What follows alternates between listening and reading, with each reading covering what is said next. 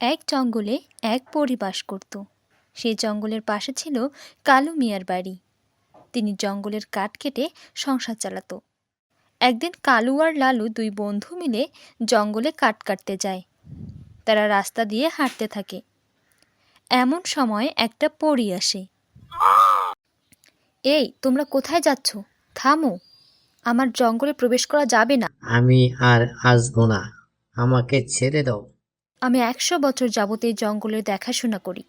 এখানে কোনো কাঠ কাটা যাবে না। আমি এখন কি করব? স্বর্ণ মুদ্রা আমাকে বলে দাও। পরীর দেশে থাকবো না, আমি এখান থেকে পালাবো। এই নাও, তোমাকে একটা স্বর্ণমুদ্রা দিলাম। যদি কোনোদিন বিপদে পড়ো তাহলে এই স্বর্ণমুদ্রার মধ্যে 3 বার ফু দেবে। যে কোনো বিপদ থেকে তুমি উদ্ধার পাবে। আর এখন থেকে তুমি আমাদের সাথেই থাকবে। ওগো, আমি কি করব? পরীর দেওয়া স্বর্ণ মুদ্রা বের করে 3 বার ফু দেই। হা হা হা, হাতে চলে গেছে। পরী তো আমাকে ভালো শক্তি দিয়েছে, এটা কাউকে দেওয়া যাবে না। বন্ধু লালু, পরী তোমাকে কি জাদু শিখিয়েছে আমাকে বলো। সেদিন তো আমি ভয় পেয়েছিলাম, সেজন্য আমি পালিয়ে চলে আসছি। এখন থেকে এই বনের পশু প্রাণী আমার কথা মতো চলবে। তোমরা কেউ বনের গাছ কাটতে পারবে না। আমি বনের রাজা, গাছ আমার বন্ধু, তাদেরও প্রাণ আছে। বৈজ্ঞানিক জগদীশচন্দ্র বসু পরীক্ষা করেছিলেন, গাছেরও প্রাণ আছে। ধনী হয়ে রাজ্যের মন্ত্রিসভা গঠন করলো। না, এই জঙ্গল আমার দখলে। স্বর্ণ মুদ্রার মধ্যে 3টি ফু দিব, গাছ তোমাকে খেয়ে ফেলবে। মন্ত্রী সাহেব, রাজ্যের সকল লোককে বলে দাও, রাজ্যে ট্যাক্স বেড়ে গেছে। ওগো, ঘরে যে কোনো খাবার নেই।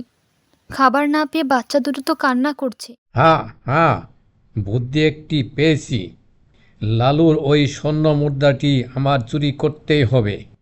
তাহলে লালুর মতো আমি রাতারাতি ধনী হয়ে যাব। কালু মিয়া রাস্তা দিয়ে হাঁটতে হাঁটতে লালুর প্রাসাদের দিকে যায়। সামনের দত্তকে দেখতে পায়। আমাকে ক্ষমা করেন দানব, আমি আর চুরি করব না। আমার 2টি সন্তান অনাহার 3 দিন যাবত। 3 দিন পার হয়ে গেল, কালু মিয়া বাসায় ফিরে আসলো না। এখন আমি কি করব?